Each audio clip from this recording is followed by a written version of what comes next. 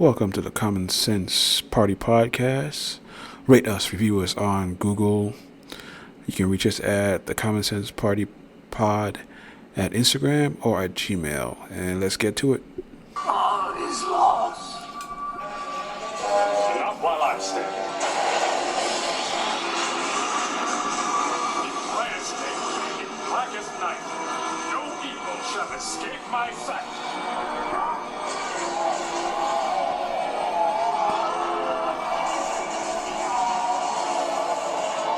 Let those who worship evil's might beware my power. Green Lantern's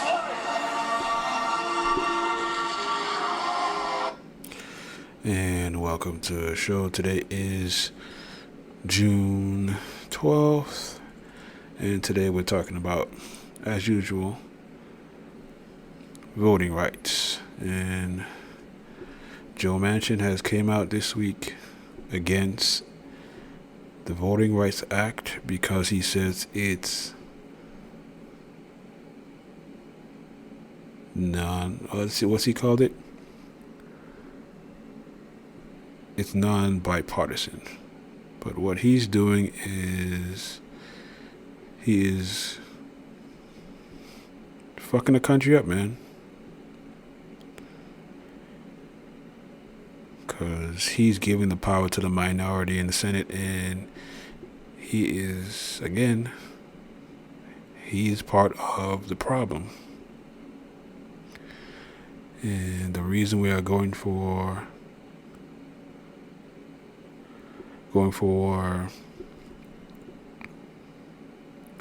this is because he has dark money in everything is dark money in his state because he wants to stay in power. Because if, again, just like if power passes, everything changes. Example.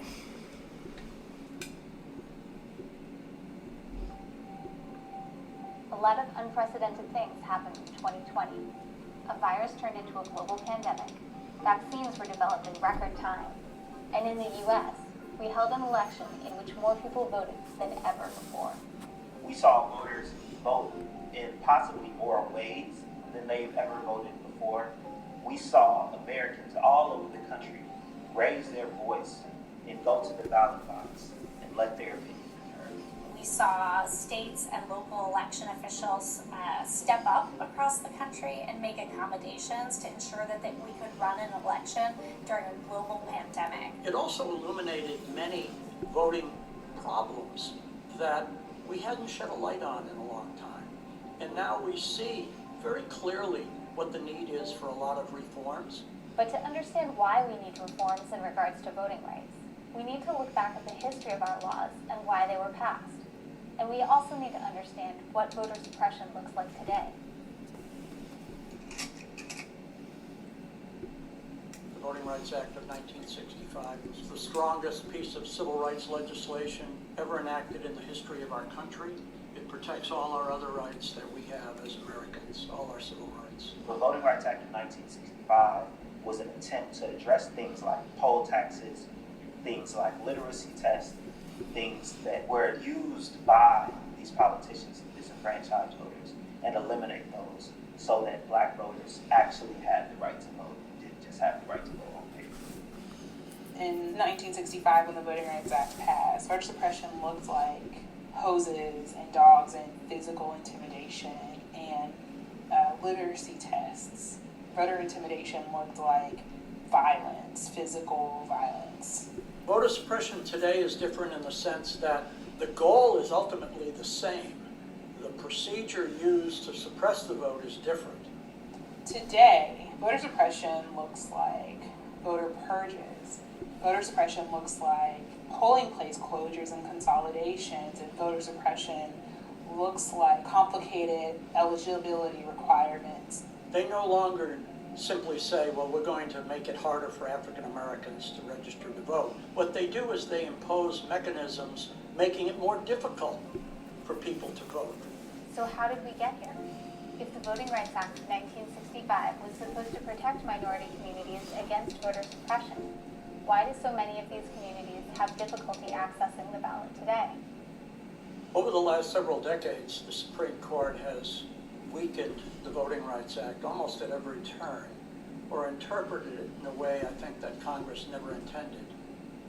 Most recently in 2013, the Supreme Court struck down the most effective part of the Voting Rights Act, a coverage formula that then decided which state and local governments had to pre-clear or pre-approve any change that affected voting. And by doing that, the Supreme Court has unleashed numerous voting laws passed by state and local governments that discriminate against minority voters, make them worse off than they were before, and deny them equal access to the franchise and participation in government.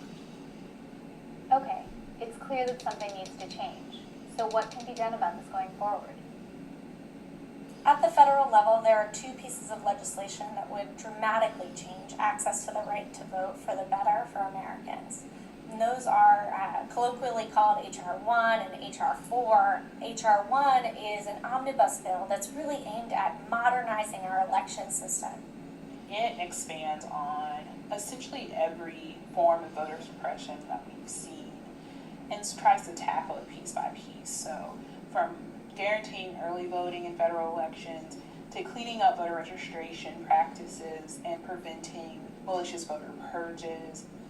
It includes common sense solutions like automatic voter registration, early voting, vote by mail procedures, and makes those uniform across the country so that your access to the ballot doesn't depend on whether or not you live in Alabama or Washington. But we also have H.R. 4, renamed the John Lewis Voting Rights Advancement Act. And that would restore the parts of the Voting Rights Act that were gutted in 2013 in Shelby County v. Holder and create a new pre-clearance mechanism. Any state that has had repeated violations with respect to voting rights in the last 25 years would be subject to that pre-clearance formula and would have to pre-clear their voting laws with the Department of Justice. I'm excited to look forward to a discussion about voting rights that's not always on the defensive and thinking about how we can press against cutbacks and rollbacks on the right to vote. Instead, think about what a 21st American democracy should look like. We can have same-day registration, we can have online registration, we can have automatic voter registration.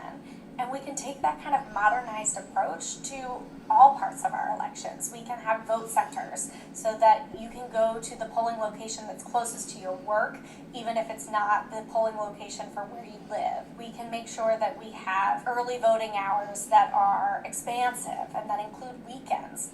These are all things we can imagine and make happen. I became a voting rights attorney so that I could protect all individuals, but especially underserved and underprivileged individuals' right to vote. As a child, I heard stories of my grandfather in Dallas fighting in the 1940s and 1950s to make sure that Black individuals in Dallas could have the right to vote. This spirit has found its way into me as I currently seek to fight for the voting rights of all individuals, not just in Dallas, Texas, but across the country, whose votes are still being challenged and whose voting rights are still being trampled.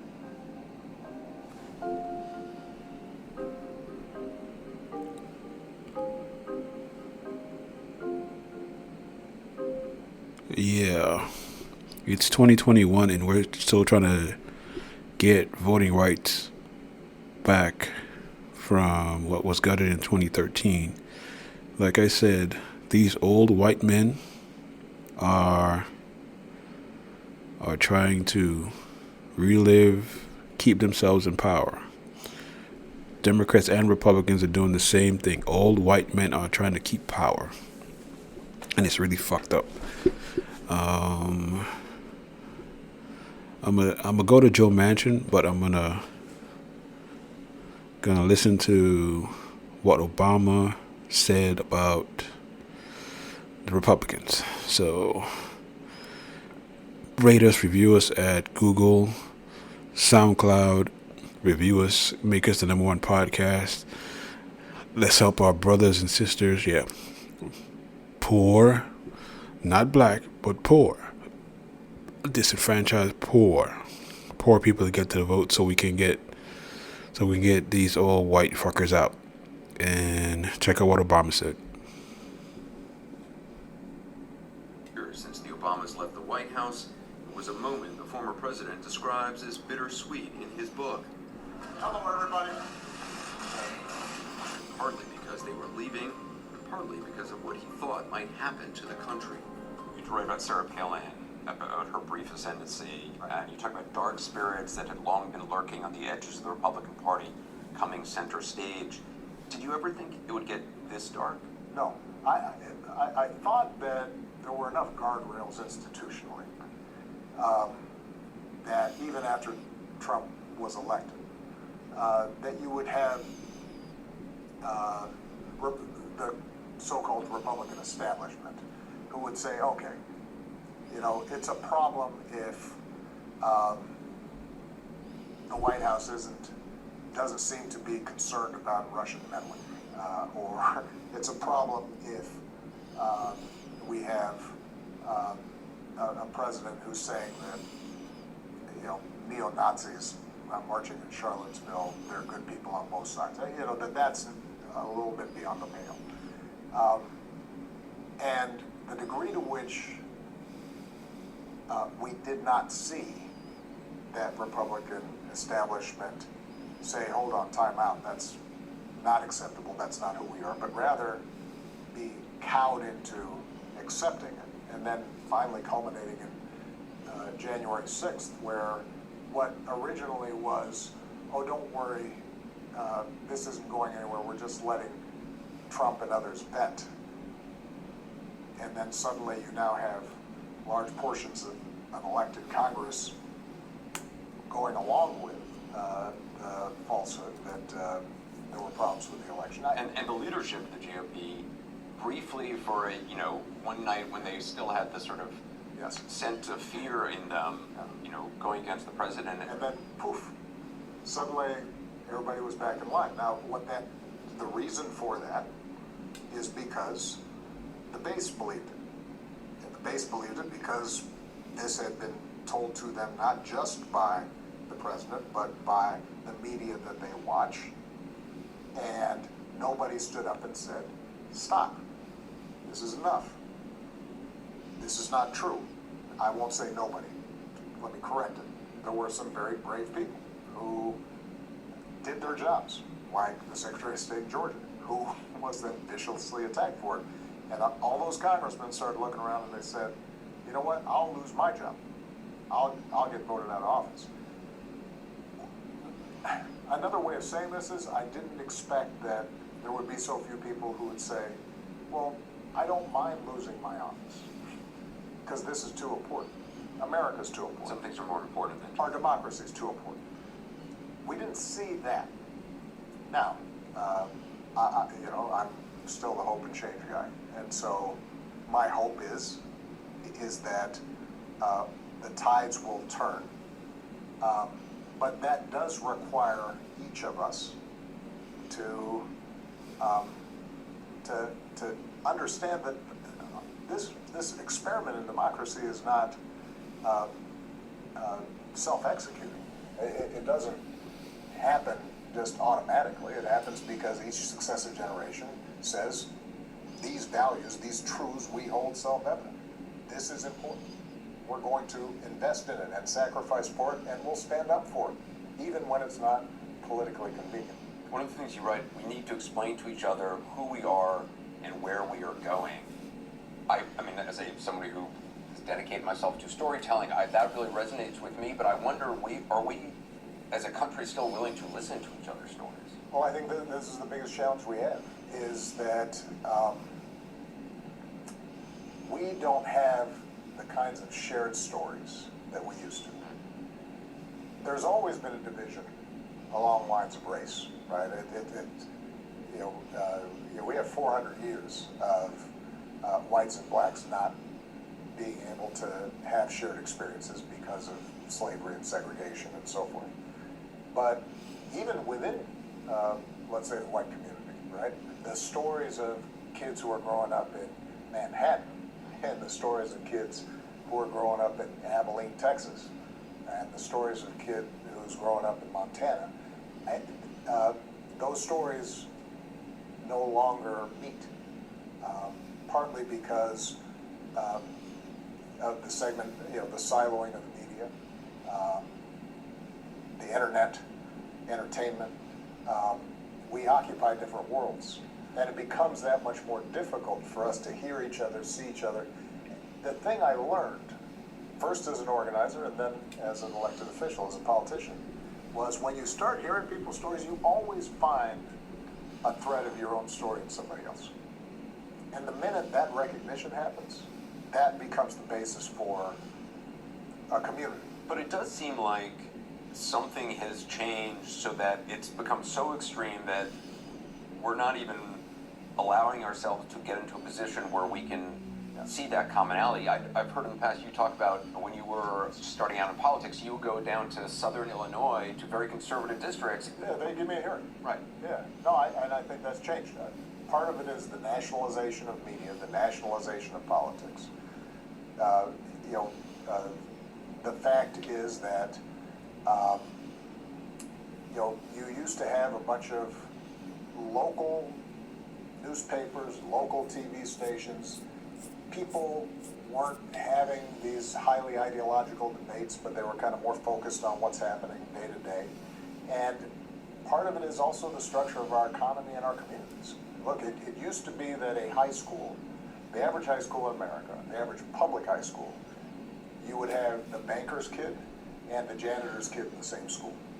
And they'd interact, and their parents would be both going to the same football game and would have to know each other. And if it turned out that there was a talented kid of a janitor who also happened to be on the football team, the banker president might say, hey, why don't you come work at the bank here? Because he knew that person. Now we have more economic stratification and segregation. You combine that with racial stratification and the siloing of the media, so you don't have just Walter Cronkite delivering the news, but you have 1,000 different venues. All that has contributed to that sense that we don't have anything in common. And so much of our work is going to have to involve not just policy, but it's also how do we create institutions and occasions in which we can come together and have a conversation. In Promised Land, you write, our democracy seems to be teetering on the brink of a crisis. Since you wrote that, there was the attack on the Capitol. You got the big lie being pushed continually by not only the former president, but Republicans in Congress. Right. Are we still just teetering on the brink, or are we in crisis? Well, I think we have to worry when one of our major political parties is willing to embrace a way of thinking about our democracy that would be unrecognizable and unacceptable even 5 years ago or a decade ago.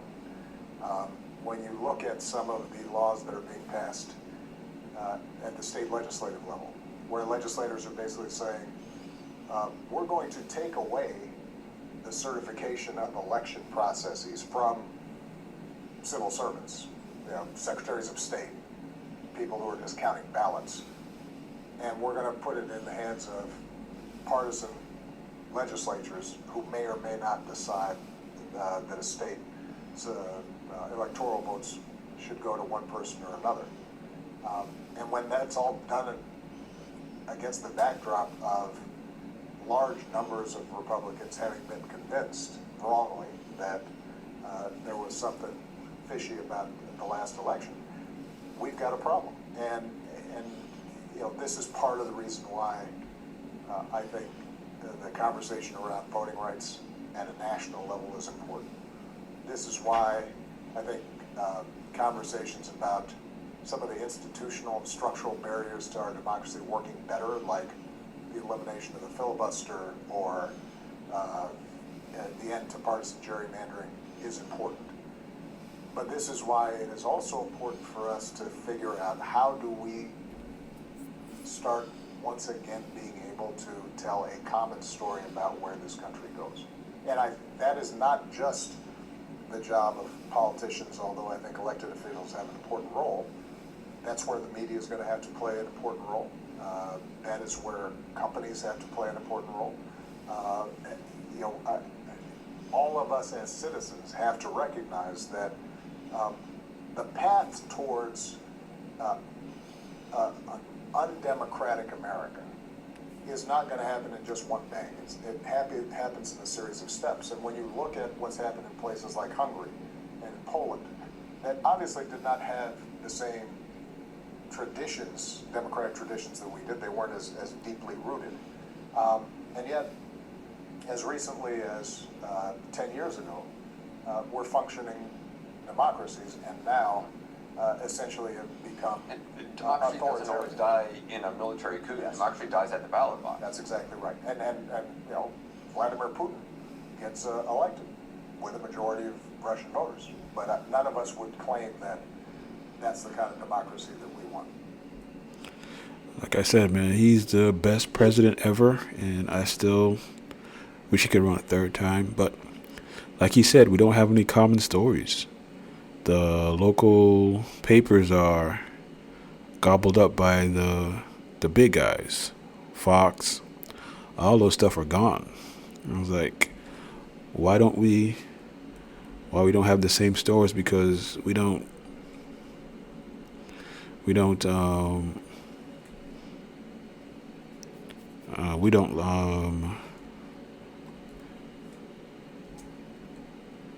I'm lost for words right now because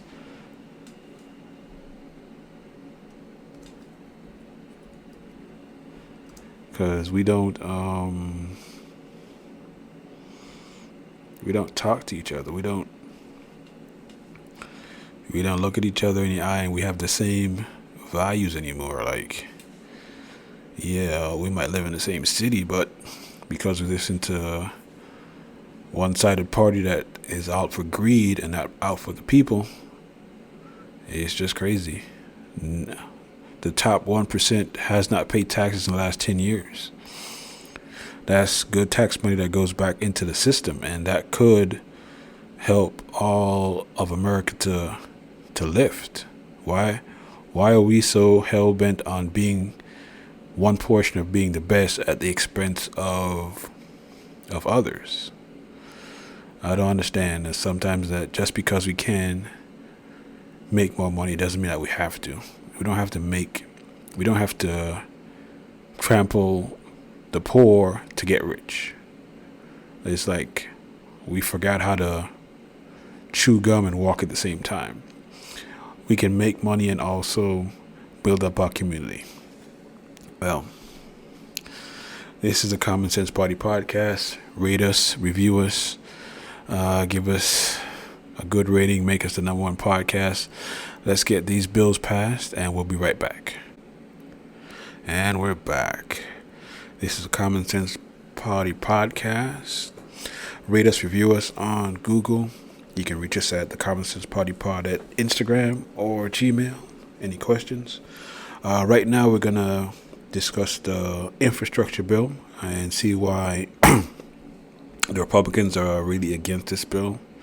And this is via Politico. Infrastructure plan.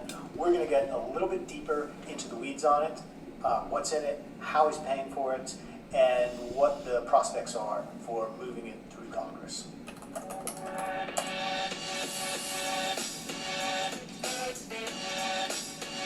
So what is in this plan? You probably heard the numbers thrown around, anywhere from $2 to $3 trillion, depending on how it's sliced and diced. Think of it as 3 buckets that are roughly $600 billion. The first big bucket is about $621 billion, that's billion with a B. Huge investment in electrical vehicles. That's not actually building anything, that's just getting all of us to try and go electric. Then you get into the transportation components that are actual physical infrastructure. There's $115 billion for roads and bridges.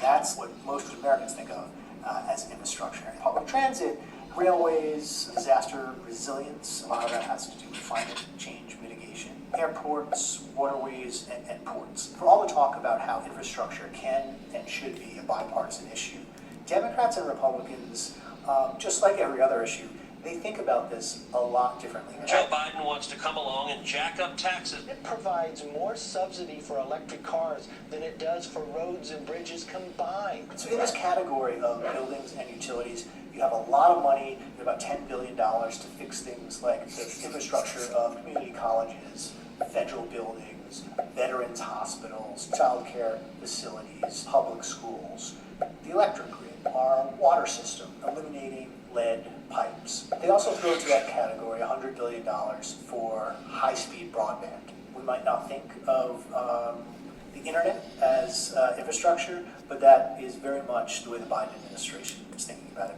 And then this final bucket, also around $600 billion, is jobs and innovation. This is for big investments in American manufacturing. Since a huge component of this bill is investing in green technology, the Biden administration is marrying their desire for more American manufacturing with their desire to combat climate change, and is spending huge amounts of money on giving a boost to American battery manufacturing or solar or wind power. And this is sort of a controversial area because there are some people in the green movement who will say, you know what, we don't really have the time to build an American battery manufacturing capacity. It's cheaper just to buy it from China. This sometimes is called industrial policy. It used to be kind of a bad word in American politics. You didn't want the government choosing winners and losers, but this bill really embraces industrial policy. It embraces the idea that the government should be helping certain industries. Now, Trump also talked a lot about bringing American manufacturing back, and he pretty much didn't care what was manufactured, right? Democrats do, at least their policies will lead to certain industries declining. For instance, the coal industry, right? And so there's a lot of money in this bill for industries like that, for workers who suffer through dislocation as we move to a green economy, for job retraining and tax breaks to develop new skills. One of the ideas infused in the infrastructure bill has to do with equity. When you start getting into the line-by-line spending items, there's room for a lot of disagreement between liberals and conservatives. The biggest single pot of money is this $400 billion for in-home caregiving. Most of that money goes to Medicaid.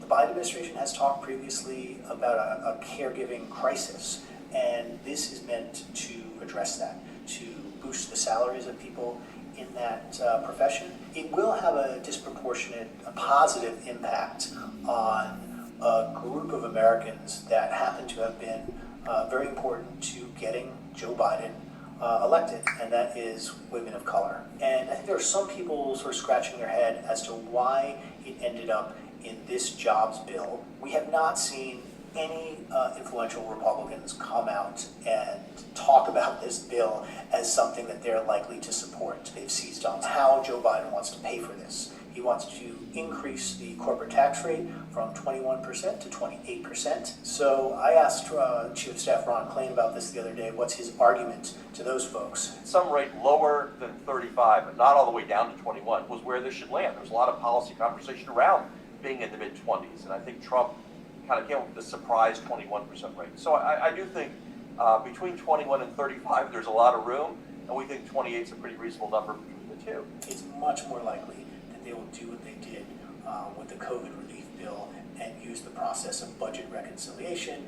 If he passes this enormous bill, it will be a huge achievement that he will use in his re-election campaign, and most Republicans don't want that. Even if he passes nothing else for the next 2 years, that's more than a lot of other presidents have done in their first term.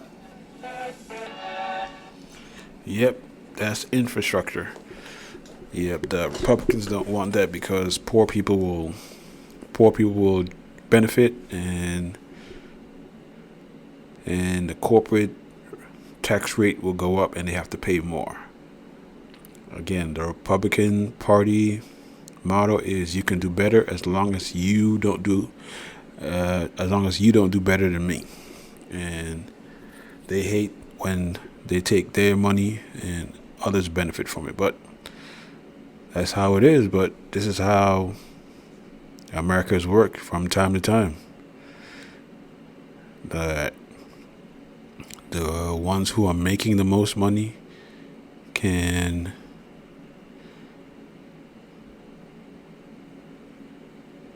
help the others. And right now we're going to go to the dude that is holding up infrastructure, voting rights, everything of the Biden plan, because he's an idiot. This is Joe Manchin on Face the Nation. Check this out. Joe Manchin of West Virginia. Good morning, Senator. Good morning, John. How are you? Doing all right this morning. A lot of Democrats say that you are standing in the way of their priorities, and one of them appears to be the president. He said earlier this week in Tulsa, talking about the frustration of getting things passed, he said 2 members of the Senate who vote more with my Republican friends. Depending on how you see it, he was either being honest about the limitations on what he can get done, or he's saying you're standing in the way of his agenda. Well, I think that was taken out of content, John.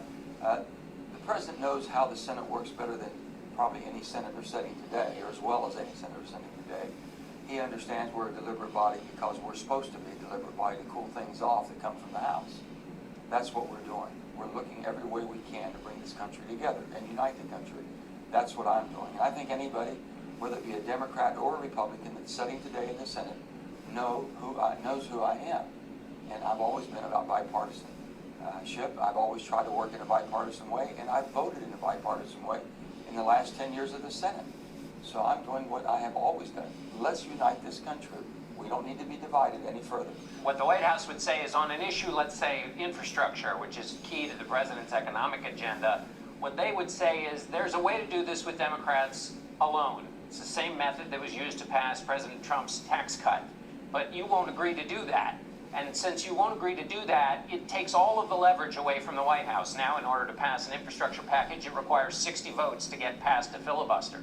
So it's not just that you want bipartisanship. They would argue what you're doing is basically putting all the negotiating leverage in the hands of those 10 Republicans that would be needed for the president to pass anything. We need to work within the framework of what we have. There's ways that we can move forward. Let me say this. There's been 7 brave Republicans that have spoken out. They have voted, whether it be impeachment of the wrongdoings of the president, whether it be for a commission. We have to continue to keep striving to make sure that we can get to that 10. And that's why we're called the deliberate body. We keep working towards that goal. Well, I guess let's focus on those 7, because the argument is that the Senate has changed so much that the institution Joe Biden knew when he started in the 70s just doesn't exist, and that your desire for bipartisanship is a part of an older Senate. And people might use, in furtherance of that argument, a quote from you. You talked about the Republicans who voted against a January 6th commission. You said they were choosing to put politics and political elections above the health of our democracy. You called it unconscionable, and you said it's a betrayal of the oath we each take. Leader McConnell has said he's focused 100% on blocking the Biden agenda. So the argument would be, if that's their position, what gives you any hope that they're ever going to come over to anything that President Biden wants? Well, I think that my Republican friends and colleagues see the deadlock also. This is not something they desire or wish. Why they haven't been able to break from Leader McConnell, or the minority leader today, they're going to have to dig deep into their soul the oath that we take and why we're there. I can say this, that I will commend Nancy Pelosi and Chuck Schumer for agreeing in a commission that was truly, absolutely more bipartisan than anything I've ever seen. And they did that in the spirit of trying to get Republicans to vote. You can say, well, that failed, so we give up. I don't think you give up on the first try just because you fell on something that you know you did right. And I'm thinking that there's Republicans that know that the concessions were made was the right thing to do to try to start healing our country. We can't heal and unite this country if we don't know for sure what divided this country. And to have an insurrection that every Democrat and Republican sat there together, watch happening from the inside of that Capitol, should have been enough of an alarm of saying, this is the first time in the history of our country, anything coming close to this, even the Civil War, the form of government that we have was approached. let me ask you about voting rights, which is another issue. You have an op-ed in the Charleston Gazette today. Again, it's an issue you want bipartisanship on. When you talk about deliberation and the Senate's slow moving being one of its great functions, Democrats would say, while you're waiting for bipartisanship, what's happening in the states is 300 or so bills promoted by Republicans to limit voting rights, changes in the ability to overturn elections if Democrats win. They say you can't wait while that's happening in the states for voting rights to pass by a bipartisan margin in the Senate. Well, John, we have two bills before us, okay? We have the Voting Rights Act, which has passed over 5 times in our history here since 1965 in the most bipartisan way. And now we name it appropriately the John Lewis Voting Rights Act.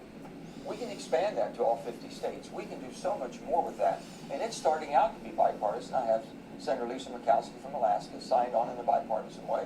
And we can work on that one, which truly does protect the voting rights. But I guess, Senator, Before the People Act is much greater.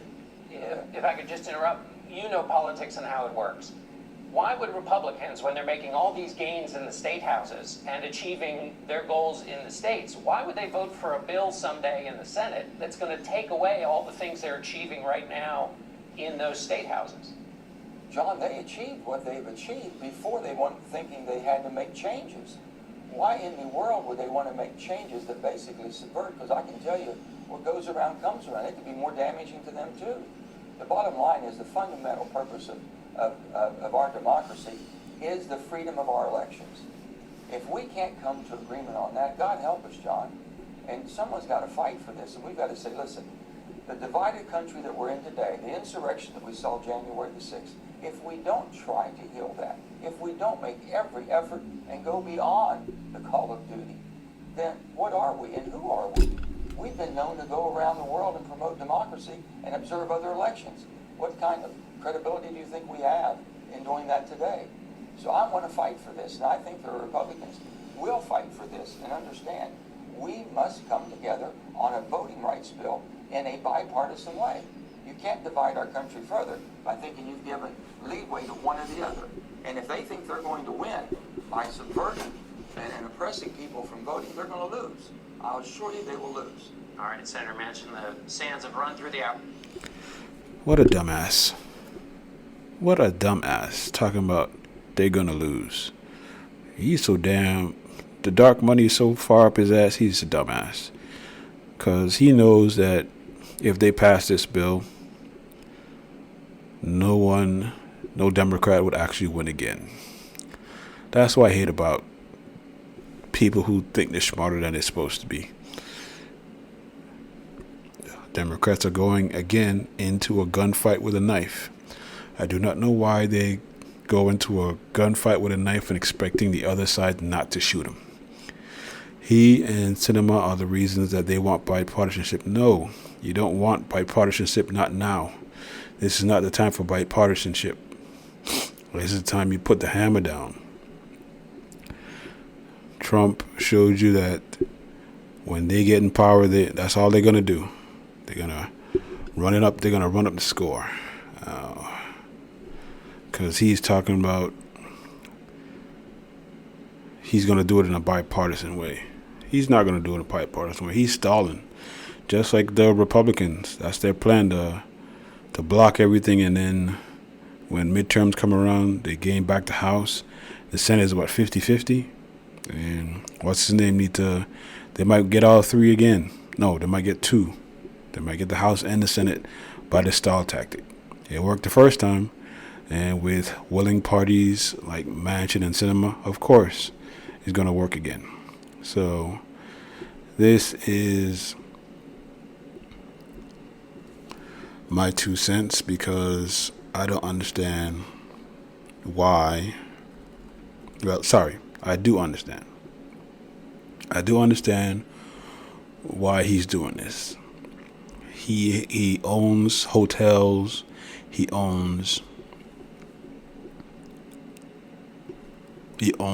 in the corporate world, because he is against $15 wage increase. He's against the infrastructure bill. So guess what? You know what that means. He's never going to vote for none of that. And I really, really hope that he's out of office or he's primaried and a Democrat wins his seat, because he needs to get out. Because there is no way in the world we're going to get those things passed and he's still there. So this is the Common Sense Party podcast. Rate us, review us on Google. You can reach us on Instagram or on Gmail. And we're out. All is lost. Not while I'm standing. In brightest day, in blackest night, no evil shall escape my sight.